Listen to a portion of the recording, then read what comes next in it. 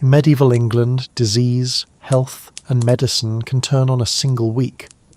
A village buries a few people, and the priest orders a prayer procession while the reeve tries to keep the harvest moving. Some neighbours whisper about flagellants elsewhere, and whether harsher penance will help.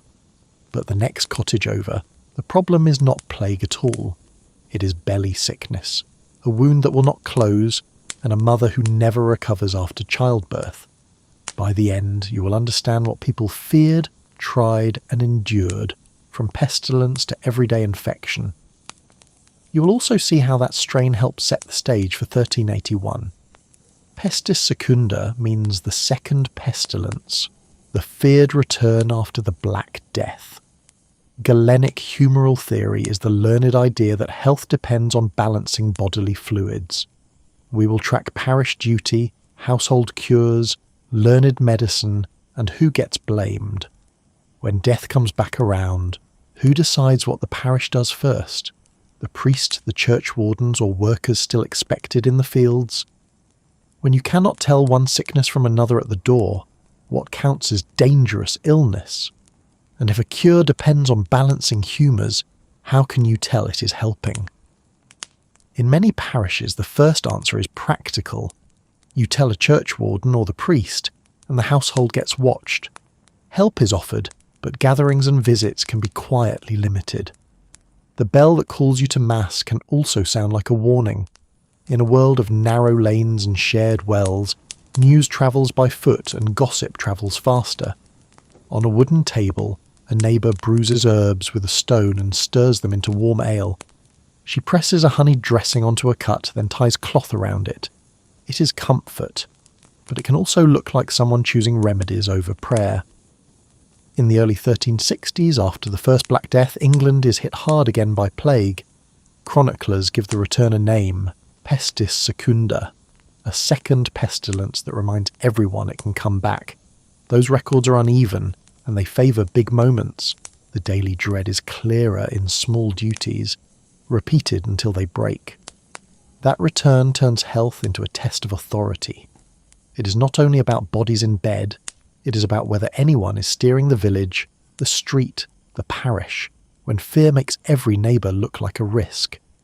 In London parish streets in the early 1360s, the problem is distance. The parish priest can urge prayer, the church wardens can try to organise help, and neighbours can promise to show up. But the simplest act, gathering, now carries its own dread. A small procession is proposed, not a grand spectacle, just the parish walking with candles and a cross. The pressure is immediate. If people stay home, it looks like faith is collapsing. If people go out, it looks like they are tempting fate and tempting each other. A decision like that is no longer only spiritual. It decides who will be praised for courage and who will be blamed for spreading harm. So the work of religion tightens down to the scale of households and doorways. Prayers are said at bedsides and at the hearth. Alms are collected quietly, because hunger does not pause for plague.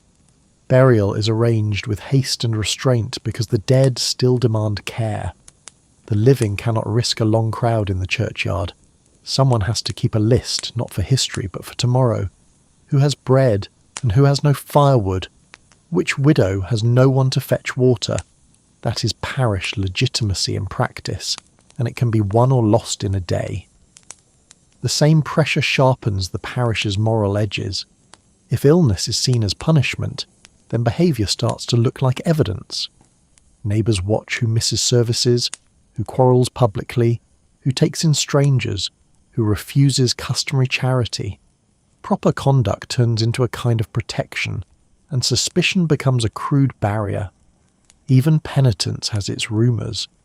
People hear of flagellants elsewhere, men who beat themselves as a plea to heaven. They argue about what kind of suffering is holy and what kind is reckless. In this parish, the priest's tools are simpler: prayer, confession, restraint, and the steady insistence that the community must still act like a community. And plenty of suffering stays non-plague, even in plague years. Flux, infected cuts, and deaths after childbirth still pull food from pantries and hands from work. A child with flux lies wrapped in blankets near the hearth. A neighbour brings thin broth and damp cloths, while a churchwarden decides how much help can enter that doorway. The fear is not only death, but being named as the house that started it. In another home, an infected hand swells after fieldwork. Cloth is boiled, a poultice is tried, and if the family can pay, a barber-surgeon may be fetched to cut and dress it. Every touch risks making it worse, and doing nothing risks the same. Plague does not erase class, but it scrambles it. A labourer might be needed desperately one week and avoided the next. A household with coins can pay for extra help, extra food, extra candles at the altar, and still it cannot purchase certainty. At the same time, another authority arrives at the threshold. Learned medicine, not everywhere and not for everyone, but enough to matter. It promises a different kind of order. It says sickness is not only fate or sin, it is imbalance, the body's fluids thrown off, heat and cold, wet and dry, pushed out of harmony. In Oxford or Cambridge in the mid-14th century, a university-trained physician sits with books and a writing desk. He is expected to be consulted, not casually challenged. A household patron sends for him, wanting more than a neighbour's advice. The pressure here is slippery evidence. A patient's story can be confused by fear, and symptoms can change quickly. The physician cannot open the body to see what is wrong. Uroscopy means judging illness by urine in a glass flask. A servant brings one, and it is held up to the light. Colour and clarity are weighed alongside sleep, appetite, pain, and the feel of the skin.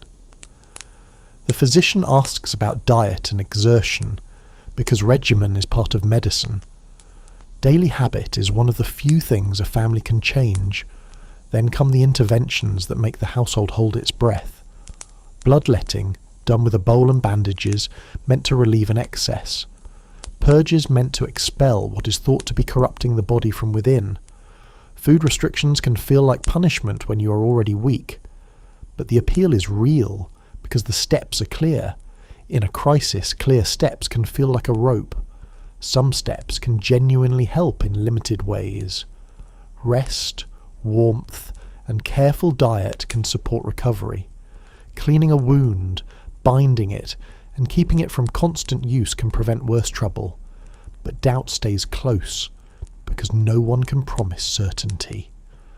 The physician cannot guarantee this is plague or not plague. He can only offer a method that seems better than doing nothing. That is where religion and medicine rub against each other.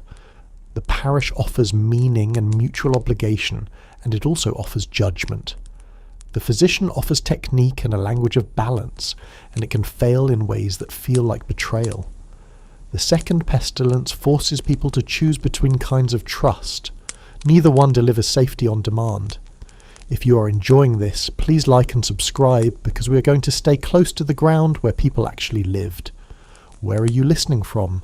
And what do you think you would have trusted more? Prayer, herbs, or a physician's regimen? As the wave passes, the danger does not neatly end. It changes shape.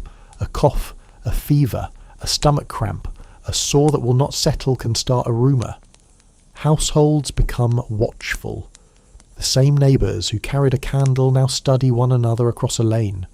Concerns get reported to a priest or a churchwarden because someone must authorise help or impose restraint. The result is a new kind of risk. Guess wrong, and you might be blamed for endangering others. Or you might ruin an innocent household standing. The cost of that watchfulness is social. A family can be quietly marked as risky. A quarrel can begin over whether someone is hiding illness, inventing it, or using it to dodge duties. Years of deaths and recoveries leave fewer hands for fields and trades. By 1381, that shortage feeds fights over work and what feels fair. In the early 1360s, the parish survives Pestis secunda by turning care into local authority. The cost is that the same routines train neighbours to monitor, blame and exclude.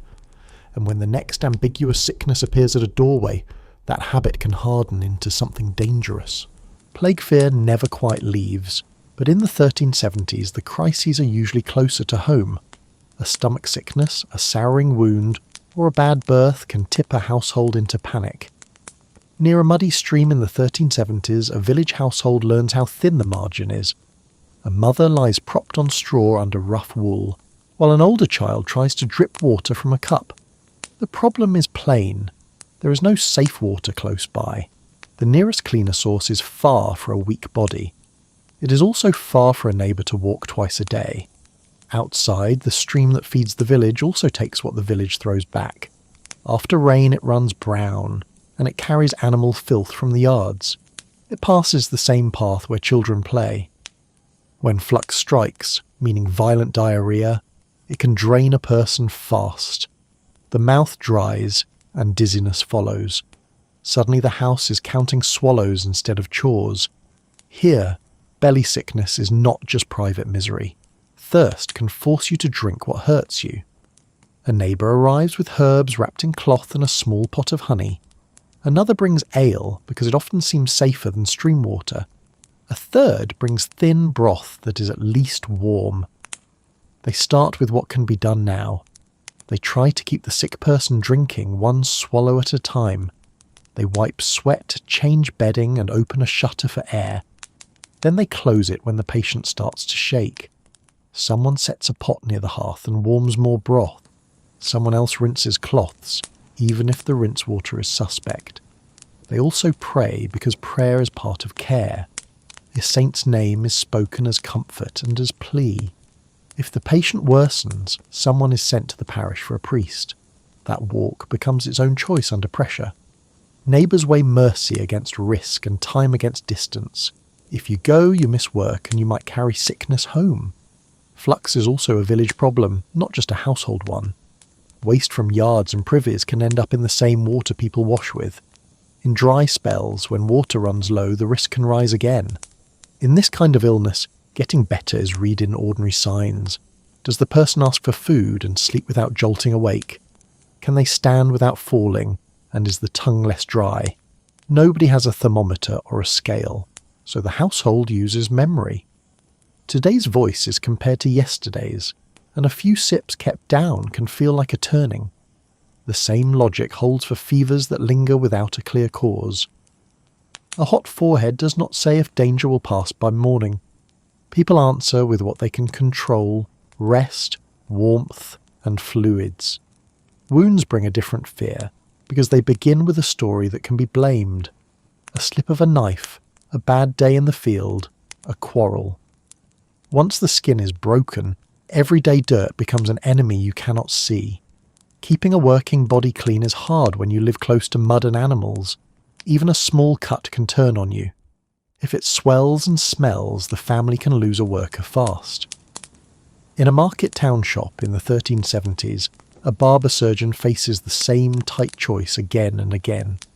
A labourer comes in with his hand wrapped in cloth, and an apprentice holds a basin. The barber-surgeon studies the injury by window light. The pressure is time. The labourer needs to work tomorrow to eat tomorrow.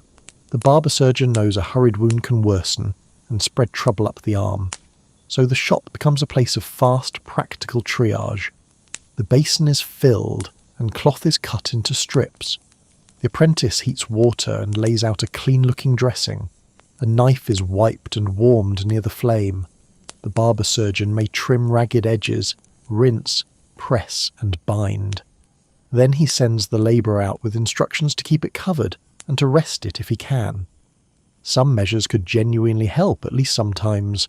Washing cuts away filth, and binding protects skin from constant abrasion. Honey on a dressing often seemed to slow foul change, even if nobody could explain why.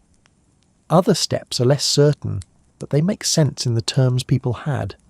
If a fever rises and the face looks flushed, a little bloodletting might be tried to ease an excess. If sickness is thought trapped inside, a purge might be urged. Those choices can weaken a person who is already fragile. Families knew that, even without modern words for it. So consent is never only medical, it is social. It is a negotiation between fear of intervention and fear of doing nothing, and it is shaped by the simple need to be on your feet again. Between household and shop, help spreads through favours and reputation. Women with experience of births are summoned. Neighbours sit through the night, mind children and fetch water. People also pass on plant knowledge that works like first aid. Plantain leaves are laid on a sore and garlic goes into food. Vinegar is used in a wash when something smells wrong. Much of it is about soothing, cleaning, binding and feeding. Some of it likely did nothing but comfort. Comfort still mattered when pain and panic were part of the illness. The church sits inside this daily care too. A priest might be called for confession and blessing. A parish might still choose prayer processions when fear runs high. Rumours of flagellants can drift in from the road in hard years. Most people never see them, but the talk changes faces. Prayer processions still happen, and illness can feel like judgment as much as pain. Childbirth sits in this same world as both routine and crisis. Most families know someone who lived through many births, and someone who did not survive one.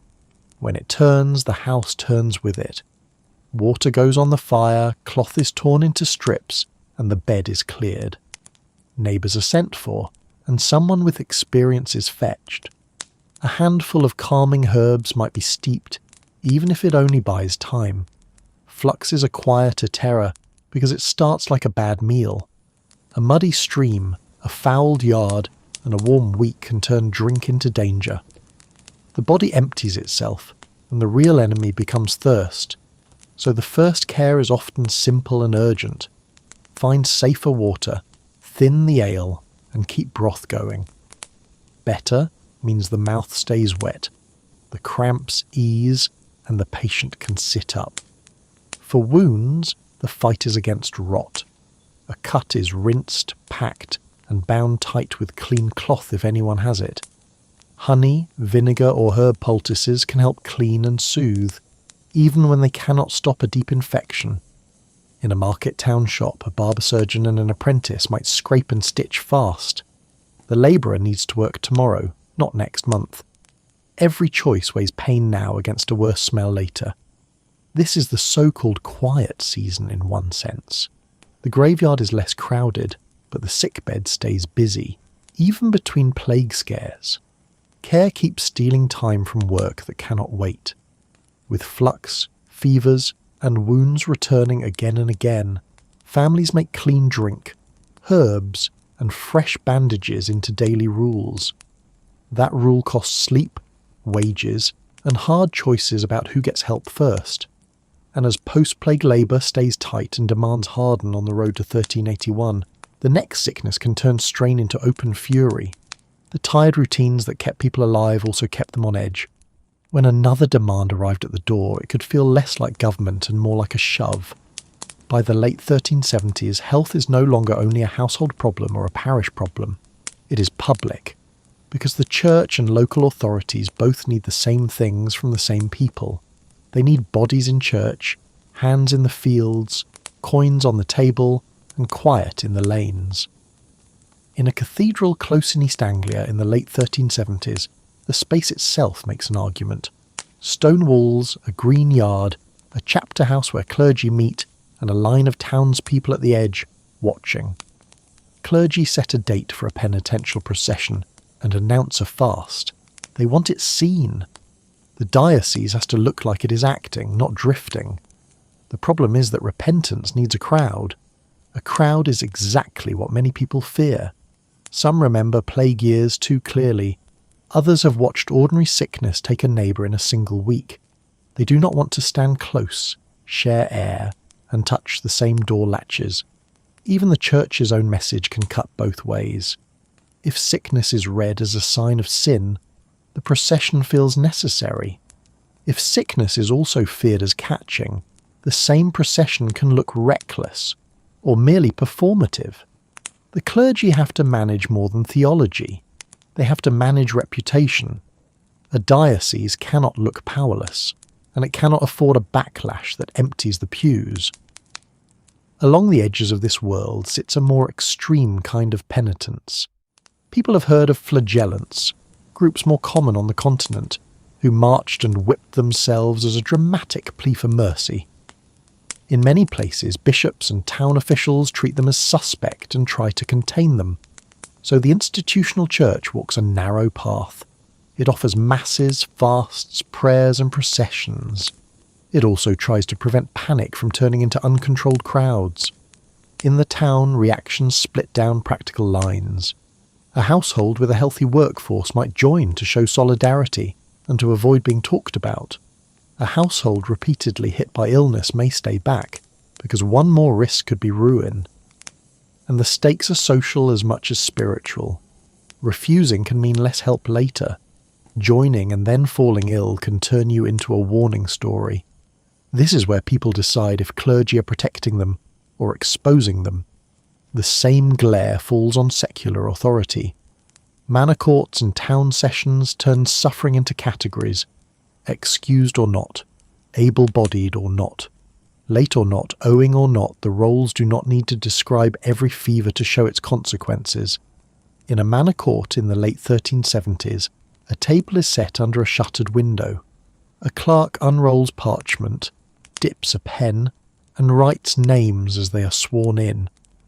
A tenant points to a bandaged hand and insists he could not do his days. The reeve has to decide what counts as proof, because the Lord's work is still demanded.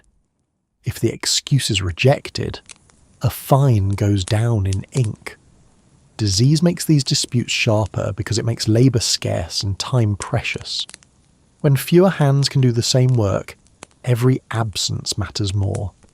When care steals days from the field or the shop, rules start to feel like traps. People bring their own medical knowledge into these hearings. It is not a lecture in Galenic humoral theory. It is the memory of which sickness keeps returning, and how fast weakness empties a pantry. They also know what helps, at least sometimes.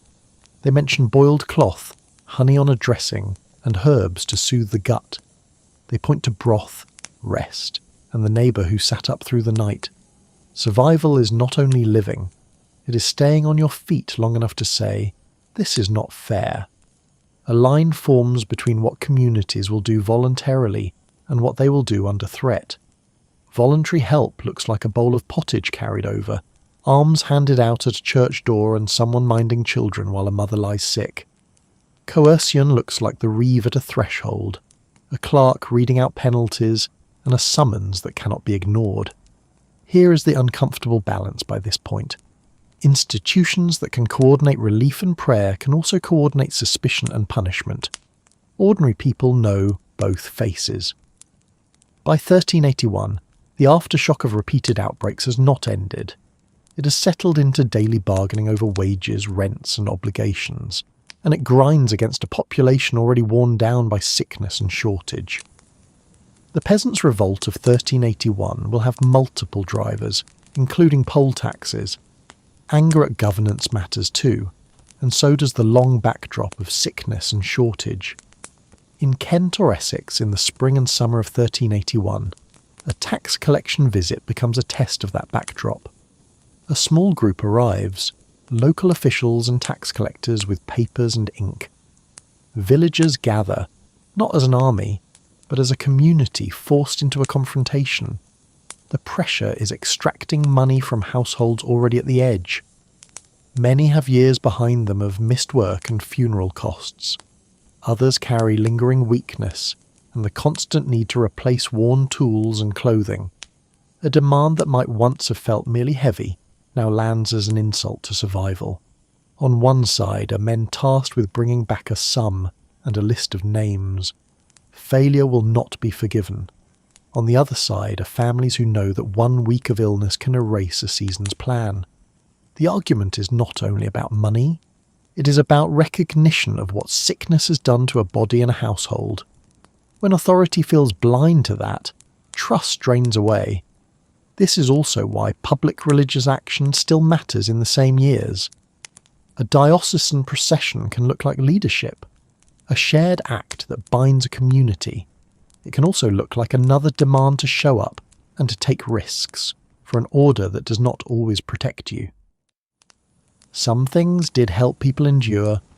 Cleaner water when it could be found, rest when it could be afforded, and careful wound care all mattered. Herbs that soothed, parish charity and steady prayer could keep the isolated from being abandoned. Other things failed them, not because everyone was cruel or foolish. Pressure can make institutions choose rules over mercy and spectacle over quiet support. It also teaches neighbours to watch one another like threats. The real story is that medicine and religion became tools for enforcing daily life.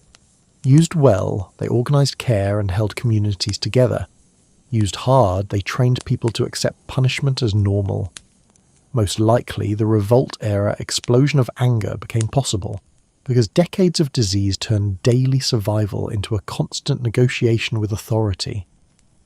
The cost was a society trained to police itself so intensely that compassion could be treated as weakness.